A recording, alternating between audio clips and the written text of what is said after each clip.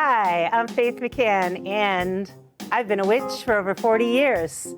And no, we are not evil.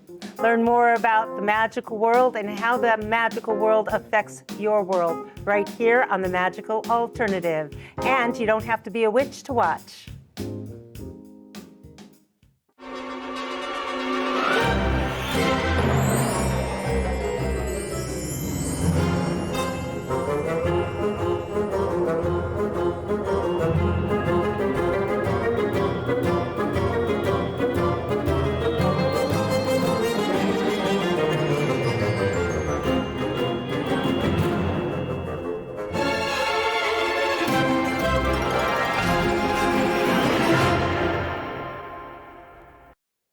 And welcome to The Magical Alternative. I'm Faith McCann, and tonight we have a great show for you. We have our band, November Sound, and I have an amazing interview with such a cool dude. Wait till you meet him, Mr. Kerr Culcuhain. And he is from our amazing neighbor to the north, Canada. Give him a hand. We're going to be starting our episode tonight with a new segment, Witches Ask Why, and what witches do. So stick around and we'll be right back. Hi, I'm Faith McCann, the host of The Magical Alternative. I really hope you've been enjoying our show. Have you checked out the other interesting, entertaining, and informative shows here at Community Voice Channel? Local government, religion, and entertainment right here in your home or on your personal digital device. Well, public access television is in danger of being canceled. I know, that's right. Government funding is being cut, and we want to continue giving you the shows that you enjoy.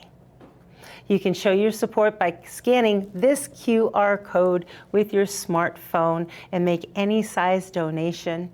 All donations go to keep your favorite shows coming to you every month. We thank you for your support.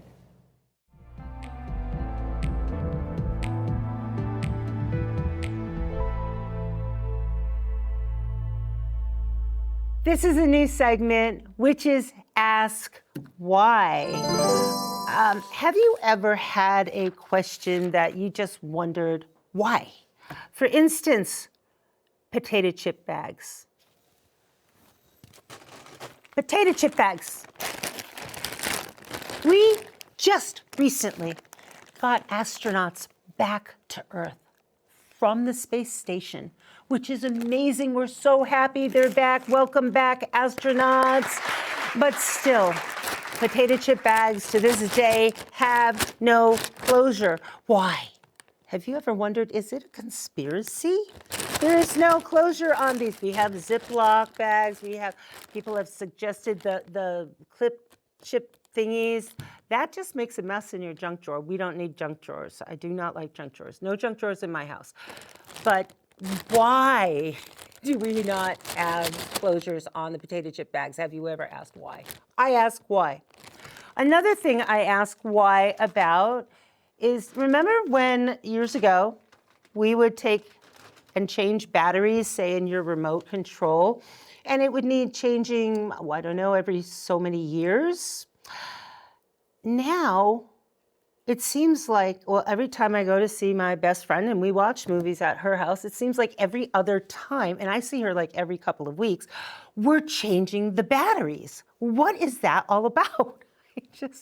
It's crazy. We notice that the packaging on a lot of products are getting smaller. We notice that. But batteries stay the same. C batteries, D batteries, A, AAA, AA, AAA. But the batteries are staying the same size, so are they putting less juice inside? I don't understand it. Why? What is it? Do we have to be engineers? I don't think that's right. And I've also heard, now this is kind of a personal pet peeve of mine, and I think there are some people out there watching this right now. Have you heard this, that there are some people that do not tip when people come to your house to deliver food? Now, they might be delivering something hot, like from a restaurant, pizza, or hot food for meal, or they might be delivering food to your house from a market. Now, this is literally, think about this. They're literally doing what years ago in ancient times, it was the same as them having gone out, hunted, killed, and dragging the carcass to your home. And people are like, meh, I'll pay for it, but I'm not going to give you any extra money. Seriously? I just think that's wrong. Why are people not tipping? I mean, just a little bit. They're bringing food into your house. I mean, personally, I am more than grateful. So, witches ask why. I don't get it. Anyway, so that is that segment. If you can answer, please send your answer to the magicalalt1818@gmail.com. I'd love to hear your feedback on Witches Ask Why. Thank you.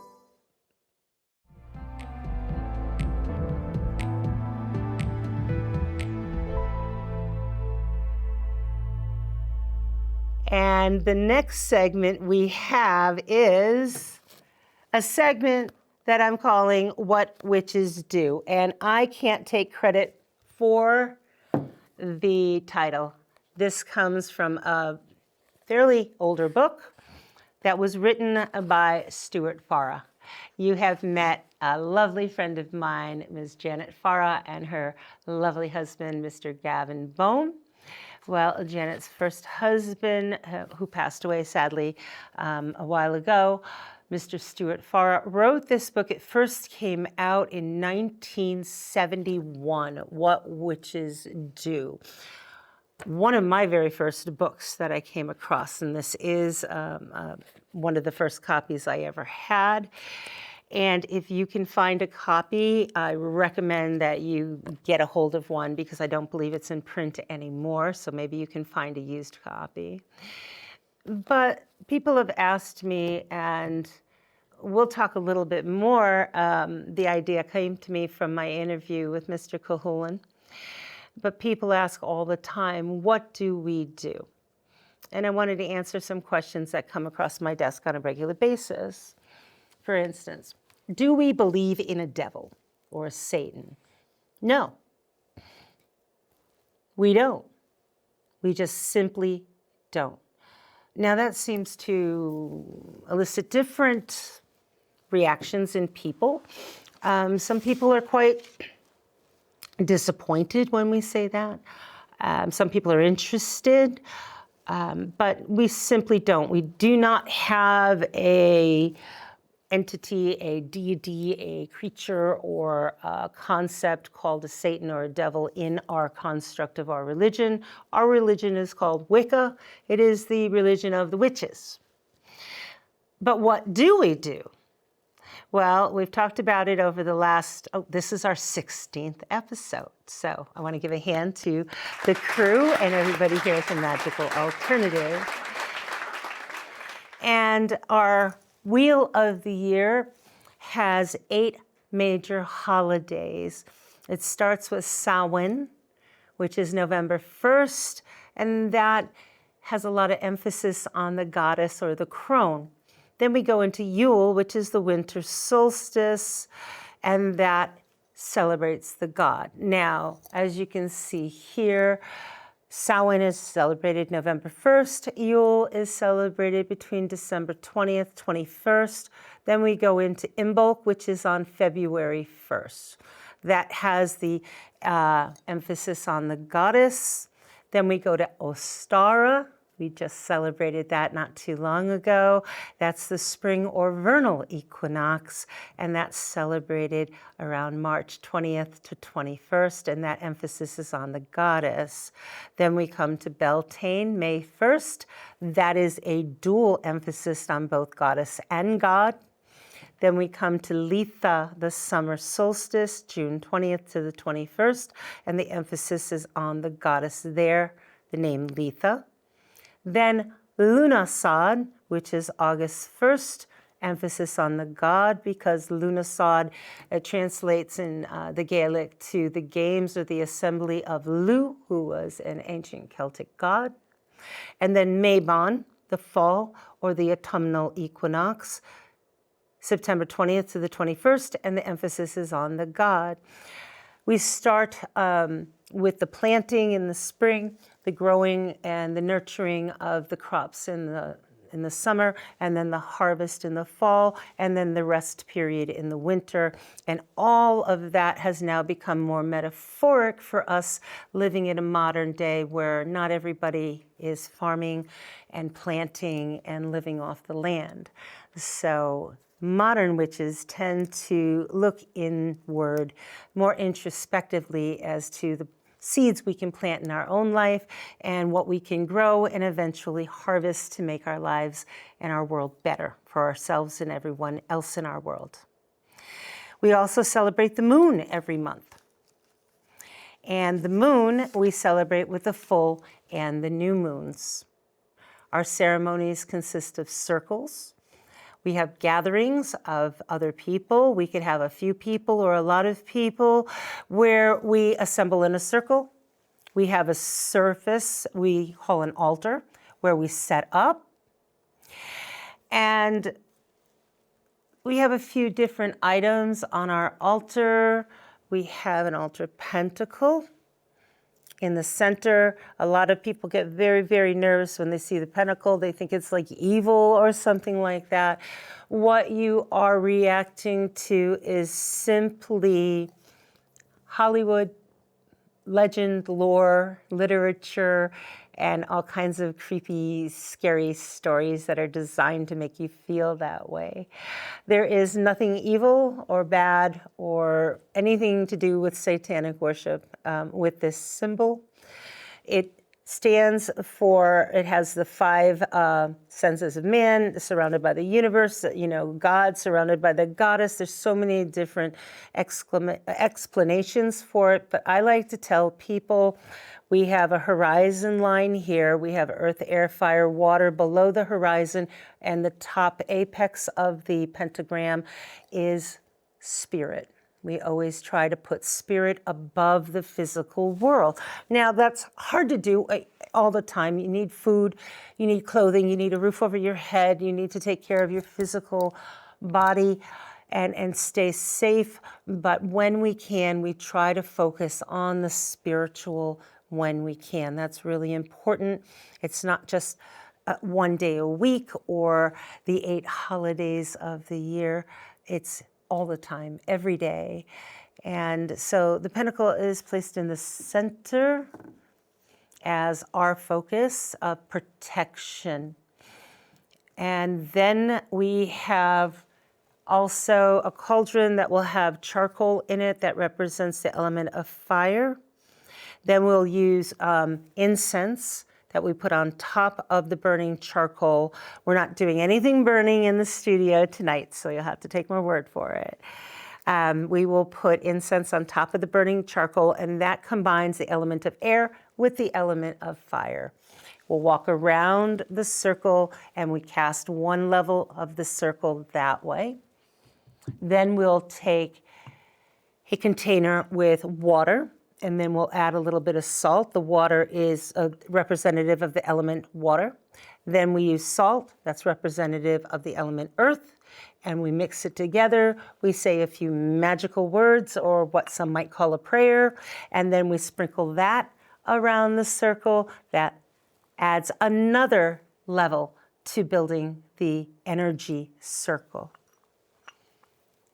Then we go around and we light the candles that are on the outside of the circle, usually along the border of the wall. Then we light the candles that are in the center of the circle. We could have a god or a goddess representation. Some people like that. Sometimes they have candles. We have a goddess and a god represented right here.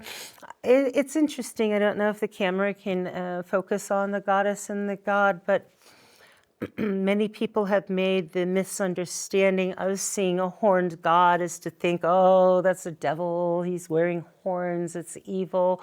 No more evil than a stag or the male deer or any male animal that is wearing horns. The horns is representative of the male divinity, male energy, the divine male force, where we have the female, the divine feminine, and together the two make a perfect union. So the horns are no more evil than a bull that is wearing horns or a stag that has horns in the woods. So we don't look at it as anything evil because in nature there is nothing inherently evil. There just isn't. Mankind, as we look at it, has created evil and mankind keeps it alive pretty well. So we use colors also to represent our elements. We have green for the north, representative of earth, yellow for the east, representative of air, red for the south, representative of fire, and blue for the west, representative of water. And we cast the circles by moving in one direction when we're casting the circle. And then when we're ready and finished to open the circle, we go in the other direction. People have asked when it comes to casting the circle that afterwards they have read in books that when we're finished, we've cast the circle, then we need to close the circle. That's not really an accurate description. And I use this example to make it easier for people to understand. When you're casting a circle, it's as if you're building a room of energy. So if you're building a room and you put everything in place, you got the windows, you got the doors, you got the floor, the ceiling, the walls, and then you seal the circle to do your work. We go around with a sword or an athame and we seal the circle. We've closed the door, it's sealed.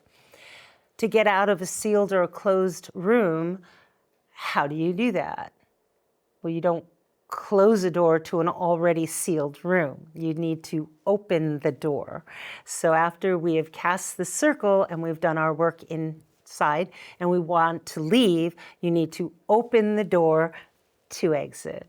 So when you come across books where people have kind of dumbed it down, you want to be aware that there are basic physics in play with what we do, and don't fall for that. You're not ignorant when it comes to that. So I don't like to dumb it down for people. You guys get it. Now, after our Sabbats and our full and new moon circles, we also have a few other areas that are part of our religion. We have hand fastings or weddings. Now, the phrase tie the knot actually comes from this ceremony where we tie our wrists together with ribbons and usually have a nice ceremony. Afterwards, we untie the ribbons and we are considered married. You can do this officially by going and getting a marriage license at your local town hall, or they can be simply ceremonial. Many times those that are married in this particular tradition will ask one another, once a year, or if they have some type of relationship, they'll ask once a year, do you still want to do this? Do you want to renew this relationship? And if you're really pagan, and say one person says, no, really don't, well, then we agree to just move on, and no harm, no foul, and we move on. So that's always an option. We also have wickenings, baby namings, where babies are given their official names, usually with a minister of Wicca, and we have a circle where they are put inside and blessed. There was a fairy tale, I think it might have been Sleeping Beauty, but at the very, very beginning of the original, before it had been rewritten several times, there was a baby that was born, and people came to the castle and they kept giving gifts to the child. And one gave a gift of beauty, and one gave a gift of love, and one gave a gift of wealth, and one gave, all these gifts were bestowed on the child, magical gifts, not wrapped in boxes, but magical gifts. And one witch waited to the end, and she gave a gift that eventually undid the curse at the end. I'm not really up on my fairy tales at this point, but it was one of the Grimm's fairy tales.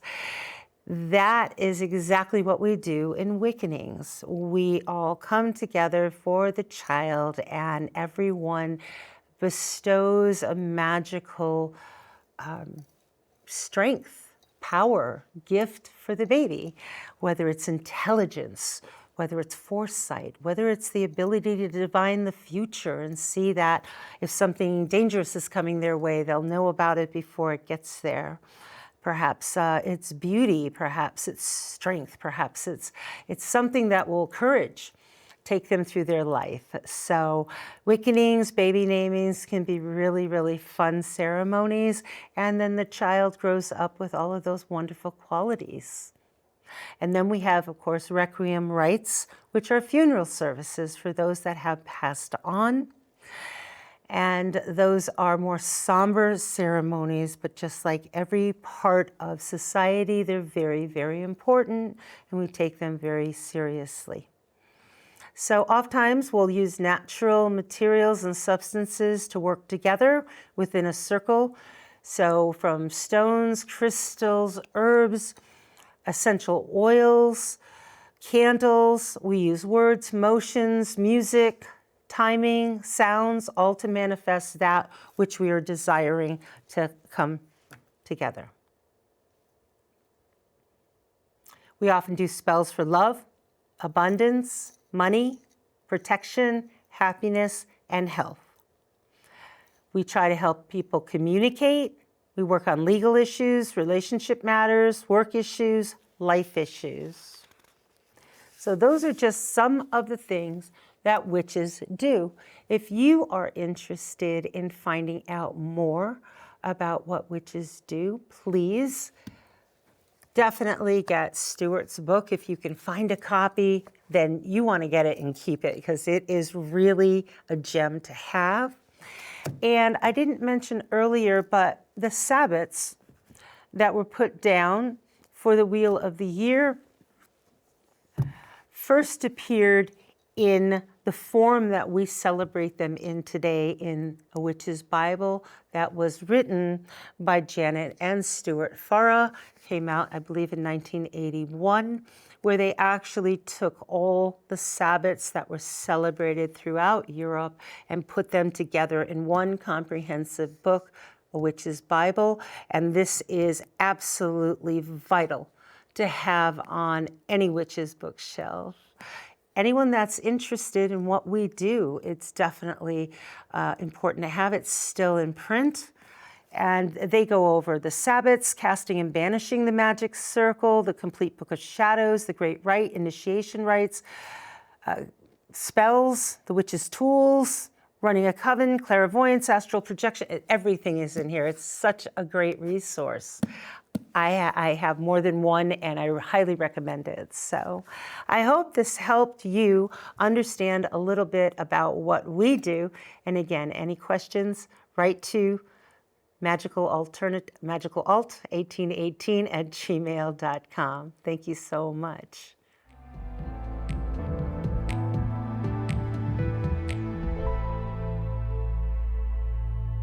And tonight we have November Sound. All right. Magical Alternative Band. Give them a hand, everyone.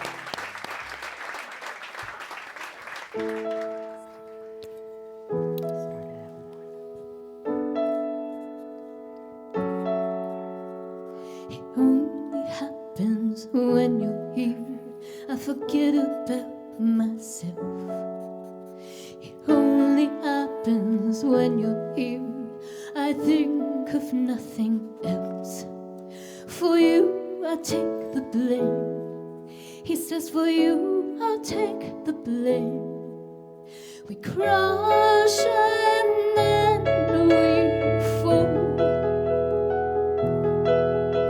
For nothing I give up. I'm falling down eternally.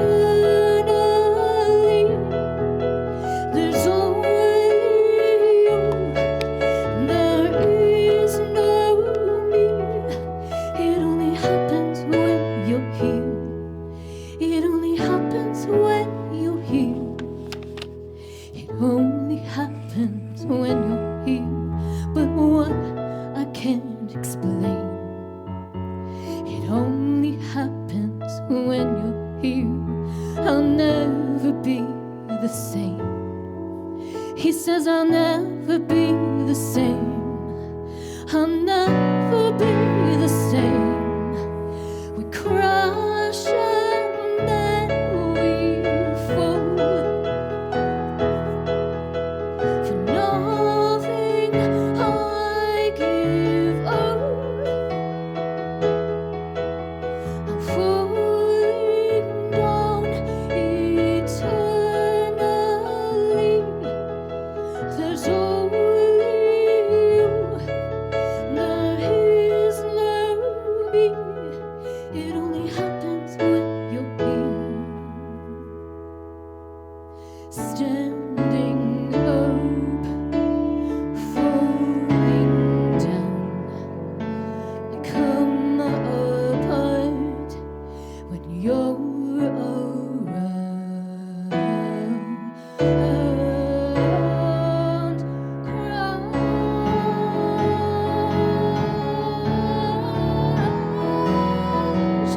and then we fall. For nothing you.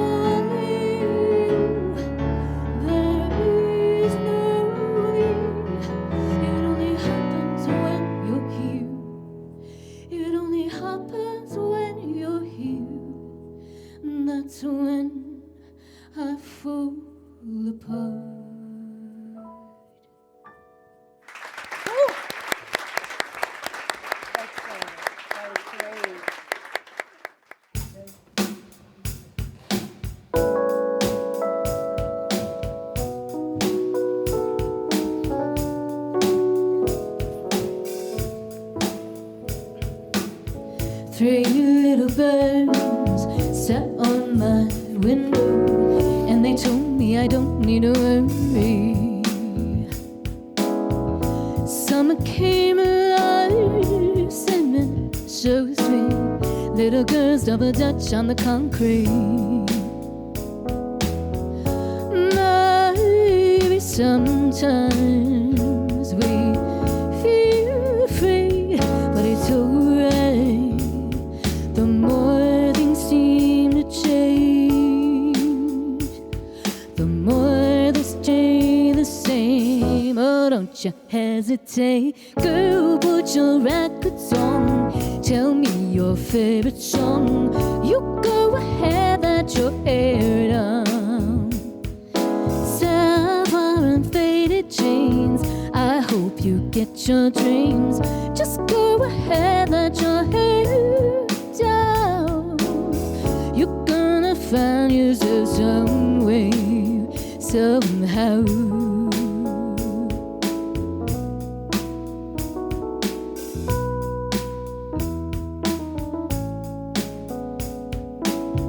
Blue as the sky, somber and lonely, sipping tea in the bar by the roadside. Don't you let those other boys fool you. Gotta love that afro hairdo. But sometimes we feel afraid, but it's alright. The more things seem to change, the more they stay the same. Oh, don't you think it's strange? Girl, put your records on. Tell me your favorite song. You go ahead, let your hair down. Sapphire and faded chains, I hope you get your dreams. Just go ahead, let your hair down. You're gonna find yourself somewhere, somehow, just more than I could say. Pity for pity's sake, some nights kept me awake. I thought that I was stronger. When you gonna realize that you don't even have to try any longer? Do what you want to, girl, put your records on. Tell me your favorite song. You go ahead, let your hair down. Sapphire and faded jeans, I hope you get your dreams. Just go ahead, let your hair down. Girl, put your records on. Tell me your favorite song. You go ahead, let your hair down. Sapphire and faded jeans, I hope you get your dreams. Just go ahead, let your hair down. You're gonna find yourself somewhere, somehow.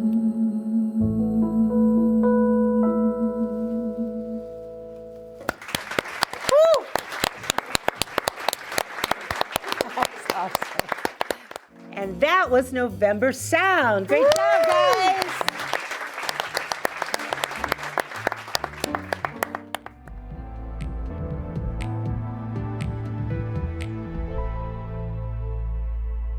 And we're back. I have a very exciting guest for you tonight on The Magical Alternative.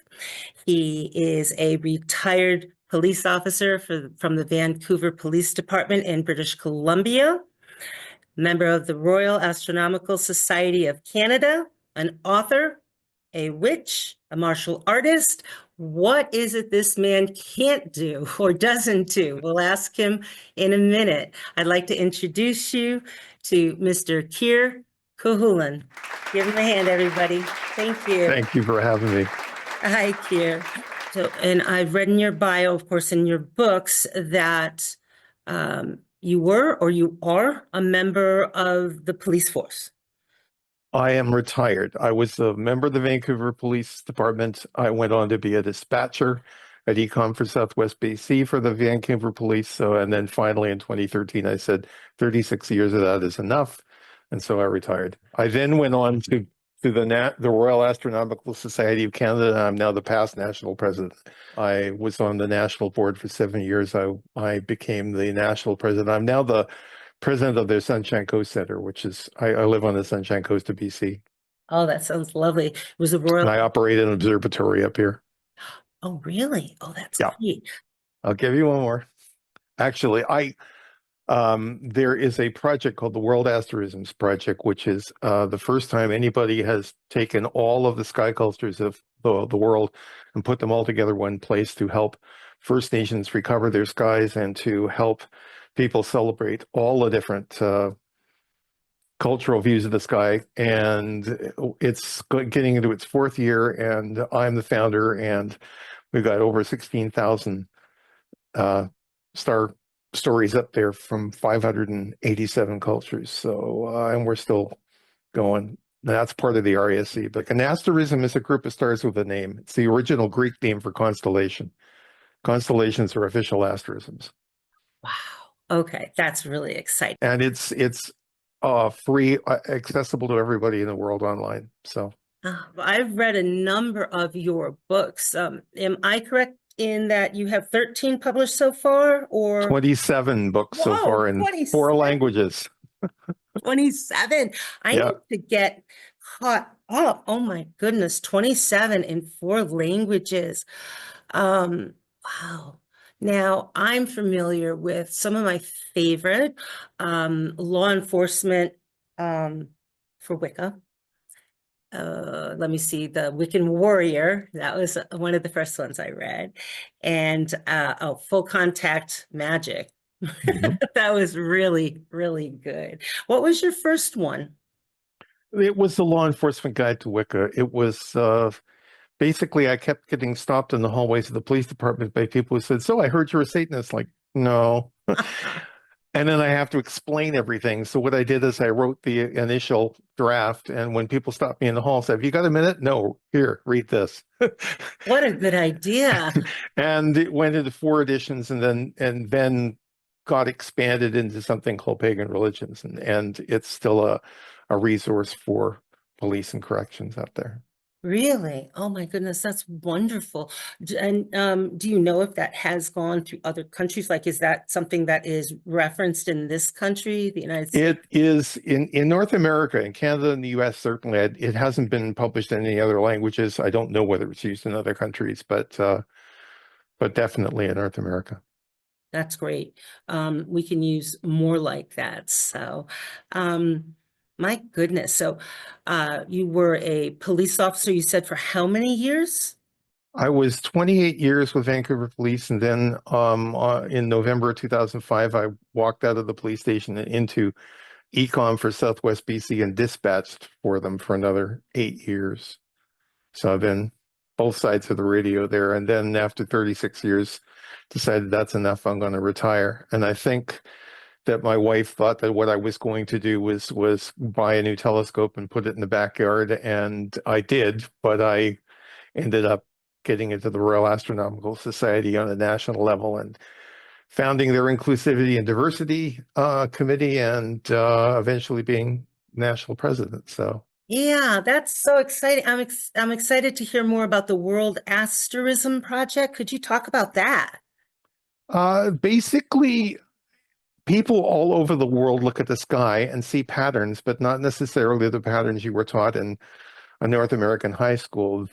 The constellations that we have were inherited from Ptolemy, went through Arabic skies, and ended up being the skies that we have now. But there are Australian and First Nations North American and Polynesian and all kinds of skies out there. And so what I decided to do back in June of 2021 is create the World Asterisms Project to recover and record all of these skies. It's a two-eyed seeing project. That's a concept that was created by the Mi'kmaq people, which means my perspective of the sky as an astronomer overlaps your perspective as a knowledge keeper. And so I tell you about the stars, you tell the story because it's your story. No one had ever tried this before. When I started this, a whole bunch of people said, "There's no way you can do this. It's you have you any idea how big a project this is?" And the truth is, I didn't. I found out pretty quickly, and as soon as I did, I went, "Let's go!" And now I've got ethnoastronomers all over the world working with me to recover these guys. And so, for example, the Hawaiian people back in 1976 created a voyaging canoe to relearn their navigational skills, which involved those stars. And then they went looking for some Polynesian navigator that could help them learn how to do that. They found a Saquilese navigator, Maupilug, who said, "Same stars, we can do this." And if you don't remember the constellations, the star lines that you used, look at Rapa Nui, look at Marshall Islands, look at all the other language groups. They'll have bits and pieces of it. And then if you still can't find it, the sky belongs to everyone, rename it. So the modern name for the Orion constellation is the Cat's Cradle, because that's a game that children in Polynesia play with strings and their fingers. So it's all about helping people either recover skies or reinvent them. And we've got 587 cultures now and over 16,000 asterisms. So we're rolling along at a fabulous rate, and been really, really an interesting project. Now tell me something, because knowing it seems like you know a lot about astrophysics, physicism, all that stuff. Mhm. What about all of the satellites and missiles and things that are blowing up that apparently at a fairly regular basis? I mean, one would hope a lot of it just disintegrates, but a lot of the pieces end up being what we know as space junk. Does that throw off when you're looking at the sky? Does any of it reflect the sunlight? I mean, do It they get does. mistaken for stars or other things? It does. If you were using the old-fashioned system of doing long exposures to get a picture of a galaxy, let's say, you'd have a problem because you get all kinds of star tracks going through it. But the way we tend to do photography nowadays is by taking lots and lots and lots of frames and stacking those that are focused and clear and tossing the ones that aren't. And so that helps us to get around that.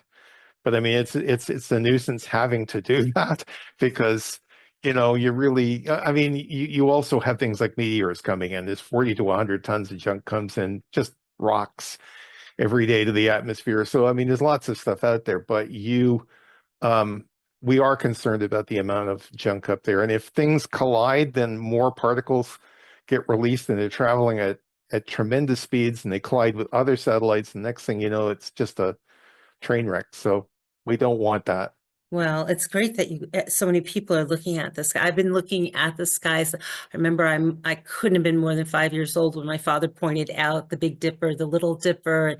He's 91 now, and I still look up and I think of that, and I just love looking at the sky. It's just Hey, but if you're looking at the Big Dipper in your First Nations northern North America or Siberia, all the way across the northern part of the world, it's generally the bucket part is considered to be an animal, could be a bear, could be wolves, could be several bears, and the handle is the hunters, which could be human or maybe not, and the stories all across the northern part of the world have elements of that and share that. So that's the kind of thing we're doing is by putting all of these together, we're allowing people to see how their story matches the one next door. And, you know, if you're looking at African skies, it isn't constellations. It's every star is a character in a story. So this star is the sky god, and the Pleiades is his wives, and they're saying, go out there and hunt. And he goes hunting after the three stars in the belt of Orion, which is three tapir or three zebras, or depending on the culture. He shoots his arrow, which is the sword of Orion. It falls short, and he's embarrassed because he can't get it because Betelgeuse, the star up there on the right shoulder, is a lion in ambush. That's the kind of stuff that we're dealing and with. where can we see these stories, or is this project? If you go if you go onto Google and you put in World Asterism Project, enter, you'll get the site. It's all there. It's Perfect. free. And we're going to put that right here below this interview so people can absolutely go there and check it out. And it sounds like this project is constantly being added to. It's a work in progress. My inbox is like this. And I'm also working with a lot of pagans who are trying to recover their skies. Like I've been working with people in the Minoan community who recognize that their ancestors were great navigators and they wanted to put all these pieces together. And I go, one of them said, is there anything there relating to Astarte? And I went, give me a minute, I'll give you 10 pages. Like that's the kind of stuff we're doing. So That yeah. is really exciting. I didn't even know we were going to get into this, and I'm really excited about this. So I can't wait to look at this particular site. So, do you have any books that you're working on or that you've recently published? A lot of my recent books have been relating to astronomy, building small observatories. That's gone to a second edition, and solar observing and that sort of thing, because that's my one of my focuses now is educating people about what's happening in the sky. But I have actually taken a good long look at all of the stuff that's happened since I wrote Wiccan Warrior and Full Contact Magic, and I've realized those were the early days when I was just learning things, and there was a whole lot of stuff that came after that. So I'm about at the point where I'm going to be releasing a new book with all of the new stuff. So it hasn't got to work. Working title is warrior witch right now, but I don't know whether I'm going to work with that or not. We'll see. Now, speaking of that, what discipline or disciplines did you study or study in? Are you talking about the martial arts? I thought so. Started with Shidoru karate, and then I went qigong, went jeet kune do, and because they issue a nightstick and don't show you how to use it, Salat and Arnis Filipino stick and knife styles. So, I mean, I'm very proud of the fact I made it all the way through 28 years in the street, even being a member of the emergency response team, and I never pulled a trigger on anyone. But I defeated 3 close quarter knife attacks with ease, and that's what you do it for, right? Yes, exactly. I recommend everyone study the martial arts. I've studied myself, was an instructor, and yeah, multiple martial arts across jiu-jitsu, Hapkido, Mhm. Taekwondo primarily, and then Tai Chi. But it's so important. You really don't, I'm not going to say always would need a firearm, but I find that the hands are very effective if you know how to use them. It's not just the defense stuff, though. It's one of the things that's really important to the members of my order is if I'm going to teach you how to work with energy, I'm going to teach you magic. I want you to feel it. I want you to see how it works. And so an awful lot of the stuff that you do in those martial arts traditions is related to feeling that chi, because you're redirecting it, you're working with it. And so a lot of what I do in teaching that has to do with giving people a chance to experience it, see it in action. And that's I think that makes it a whole lot easier for a lot of people to do things in the world. Yes, I agree. When I started my school, I had been working at a martial arts school as an instructor and helping, the creation of that school. And I left and started my school in the magical arts. And I would tell people pretty similar, except we sweat less. The magical arts, but working with the energy and just closing your eyes and doing certain drills, being able to feel it and working on feeling it. I think it's so important. I think that's why I resonated with your books so much when I've read them, because you incorporate a lot of that into it. So I'd be really excited to see. Those first books were shall I say, maybe 25 years ago. Yeah, they were. So seeing what you come out with now, because I think some people make the mistake of thinking, even if you're teaching, that that's where you end up. There, and we constantly evolve and develop You and do. grow. And so now you're going to be, you need to be different than you were 25 years ago. Yes. I mean, as you get older, your abilities change, you get disabilities or whatever.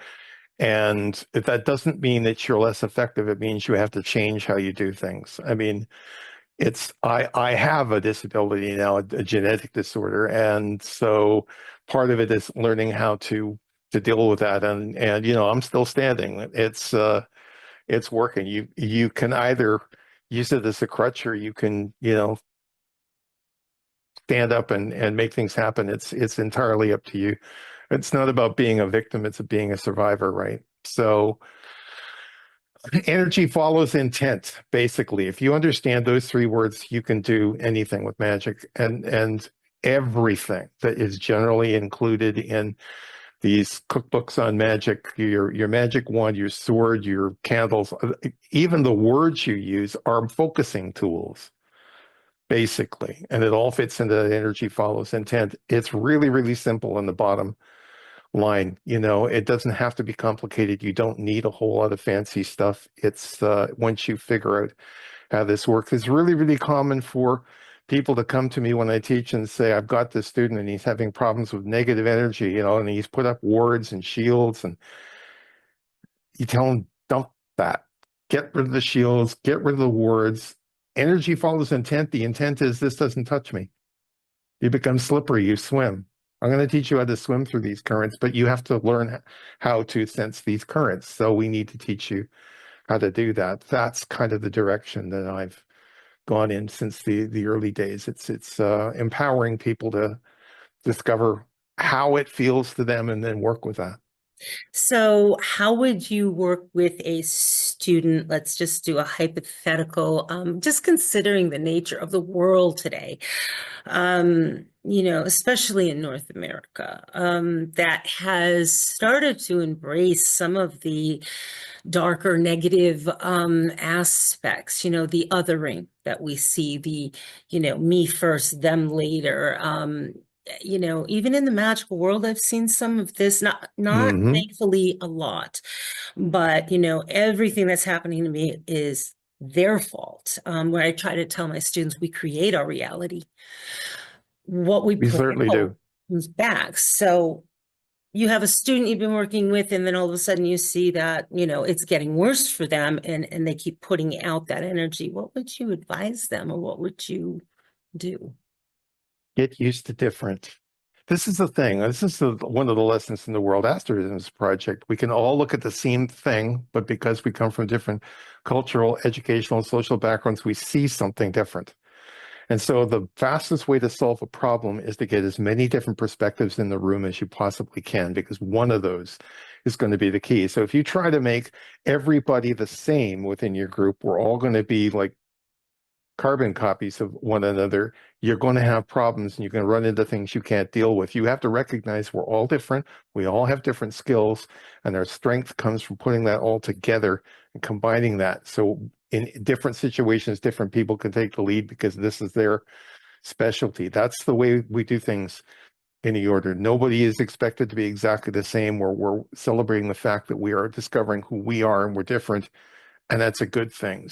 You'll find that in the situation, and this is something I learned from the Satanic Panic back in the 1890s when I was doing anti-defamation work for the pagan community. You've got a bunch of people who are trying to divide everybody. And every single time that I went and talked to the press about something I'd done, I had all kinds of people from other traditions. I had Jews and Sikhs and Christians and saying, "Good for you. It's happening to me too." You've got to realize this. You've got more allies out there than you think. We're not all that different. That's why I was involved in interfaith work. You're dealing with all kinds of people with different perspectives. There was an Anglican minister, George, in a Surrey interfaith group that I was with, and he said, "You know what I like about this? Your perspective illuminates mine." Oh yeah, that's it. So yeah, let's think about doing stuff together and celebrating each other's differences as strengths rather than trying to hammer everybody into the same place. That's, I think, the key to a lot of this. That would be good. That would be good, as long as they're willing to Hmm. work with one another. I think that's the hard part, when they set themselves aside. If you Yeah. work them together, like they do in a dojo, you know what I'm talking about? All Yeah. kinds of people with different skills. Yeah. They learn to work together. You teach them to do that. Yeah. Exactly. Thank you so much for being here at the Magical Alternative. It was really exciting to have you here tonight. I hope you found out some things that you didn't know before, and you found it interesting and entertaining. So I want to thank our guests tonight, November Sound. That was awesome. Great music, guys. And I'd like to thank Mr. Kerr Culcuhain. Such interesting information, and I'm looking forward to having him back again. I'd like to thank the entire crew of the Magical Alternative. They work so hard every single month to do what it is they do to make me look good. And if you would like to create and put on your own television show, you can do so also. Just contact your local public access television station, and they'll be happy to show you how. So thank you so much for being here. I hope you have a beautiful May, and peace in the Middle East, hostages home, and Slava Ukraini. Thank you so much. Peace.